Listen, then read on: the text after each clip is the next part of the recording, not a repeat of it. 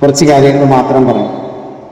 അതായത് കഴിഞ്ഞ 42 വർഷമായി എന്നോടൊപ്പം അല്ലെങ്കിൽ എൻ്റെ കാർട്ടൂണുകളോടൊപ്പം കൊട്ടിയം എന്ന സ്ഥലനാമം സഞ്ചരിക്കുകയാണ്.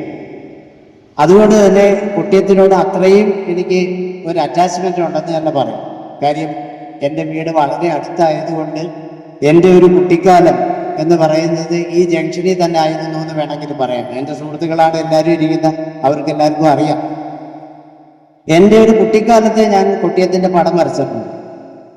ആ പടം അല്ലാതെ ഞാൻ കുറച്ചുകൂടി മുതിർന്നപ്പോൾ വീണ്ടും കൊട്ടിയത്തിൻ്റെ ഒരു പടം വരച്ചു. വീണ്ടും ഞാൻ ഒന്നുകൂടി മുതിർന്നപ്പോൾ വീണ്ടും കൊട്ടിയത്തിൻ്റെ ഒരു പടം വരച്ചു. അപ്പൊ ഈ പടങ്ങളൊക്കെ വരച്ചതെല്ലാം എൻ്റെ കളക്ഷനിലുണ്ട്. പക്ഷെ ഇപ്പോൾ ഞാൻ ഈ കൊട്ടിയം കാണുമ്പോൾ സത്യം പറഞ്ഞാൽ സങ്കടമാണ് തോന്നുന്നത്.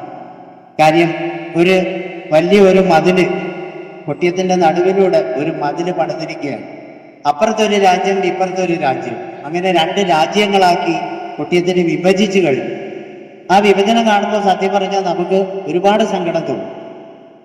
അപ്പൊ ആ വിഭജനത്തിനെ ആസ്പദമാക്കിയും അതുമായിട്ട് ബന്ധപ്പെട്ട വിമർശനങ്ങളെ ആസ്പദമാക്കിയാണ് ഞാൻ എൻ്റെ കാർട്ടൂണുകൾ ഇവിടെ വരച്ചു വെച്ചിട്ടുള്ളത്. ആ കാർട്ടൂണുകൾ 24 കാർട്ടൂണുകളാണ് മൊത്തത്തിൽ ചെയ്തു വെച്ചിട്ടുള്ളത്. ആ കാർട്ടൂണുകളിൽ സത്യം പറഞ്ഞാൽ മാവേലി തമ്പുരാൻ മുതൽ ആനയും ഒട്ടകവും മുയലും കരടിയും എല്ലാം ജീവികളും ഉൾപ്പെടുന്ന കാർട്ടൂണുകളാണ് അതിനകത്ത് വെച്ചിരിക്കുന്നത്.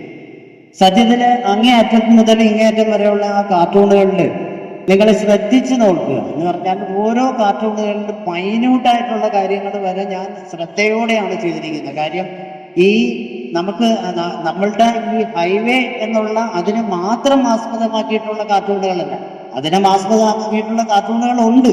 പക്ഷെ അതല്ലാതെ അതുമായി ബന്ധപ്പെട്ട് എന്തൊക്കെ ബുദ്ധിമുട്ടുകൾ നമ്മൾ അനുഭവപ്പെടുന്നു, ജനങ്ങൾക്ക് എന്തൊക്കെ ബുദ്ധിമുട്ടുകൾ അനുഭവപ്പെടുന്നു എന്നുള്ളതാണ് ഈ കാർട്ടൂണുകളിലൂടെ ഞാൻ കാണിക്കുന്നത്. ഈ 24 കാർട്ടൂണുകളിലും 20 കാർട്ടൂണാണ് ആദ്യം ഞാൻ ഉദ്ദേശിച്ചിരുന്നത്. പിന്നെ വരച്ചു വന്നപ്പോൾ 4 കാർട്ടൂൺ കൂടിയായി. അങ്ങനെ 24 കാർട്ടൂണുകളാണ് പ്രദർശനത്തിന് വേണ്ടി തയ്യാറാക്കി. ഞാൻ കൂടുതലൊന്നും പറയുന്നില്ല. നിങ്ങൾ ചിത്രങ്ങൾ കാണുക, എന്നിട്ട് അതിനെ വിലയിരുത്തുക. ഈ ചിത്രങ്ങൾ നമ്മുടെ ഈ സമരത്തിൻ്റെ അഗ്നിയിൽ ഒരു തീപ്പൊരിയായി മാറണേ എന്ന് പ്രാർത്ഥിച്ചുകൊണ്ട് ആഗ്രഹിച്ചുകൊണ്ട് ഞാൻ നിർത്തുന്നു. എല്ലാവർക്കും നന്ദി പറഞ്ഞുകൊണ്ട് നന്ദി, നമസ്കാരം.